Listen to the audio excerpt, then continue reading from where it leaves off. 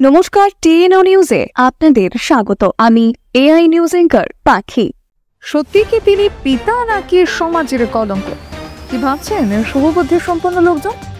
কি মতামত হতে পারে আপনাদের জানাবেন কিন্তু অবশ্যই। তবে কি করে একজন পিতা তার সন্তানকে বিষ খাইয়ে মৃত্যুর মুখে ঠেলে দিতে পারে?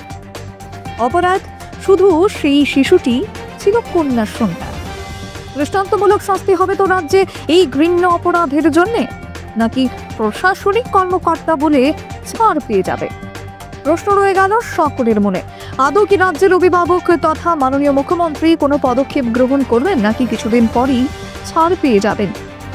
কারণ প্রত্যক্ষদর্শীদের দাবি পয়সা দিয়ে নাকি ছাড় পাওয়া যায় অপরাধ থেকে। শুনুন ভিডিওতে কোনো এক প্রত্যক্ষদর্শী কি বলছেন।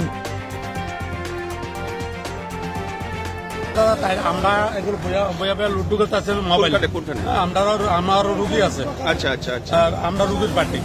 তাইলে কান্নাকাটি করতে করতে আইতে আছে, তখন আমরা জিজ্ঞাসা করলাম দিদি কি হয়েছে।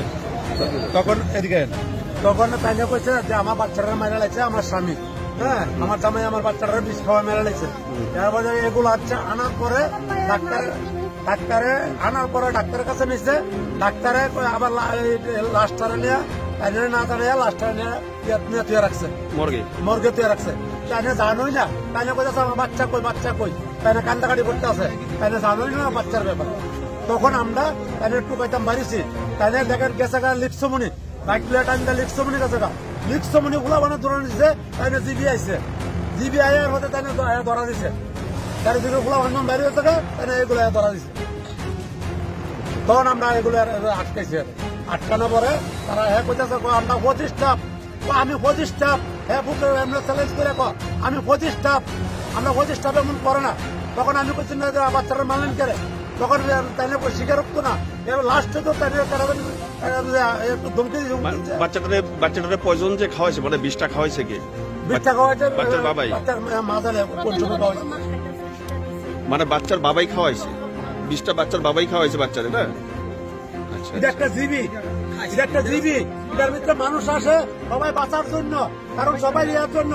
এই জায়গা যদি জিবি ডাক্তার সহ যদি এখন ঘুষ খাইয়া যদি এই জিবির ভিতরে এত বড় ঘটনা করতে পারে, তাহলে এইসব ডাক্তার অ্যারেস্ট ভালো আমি মনে করি। কারণ পুলিশ হেল্প করে নিছে, পুলিশে ব্যাপারে হেল্প করছে।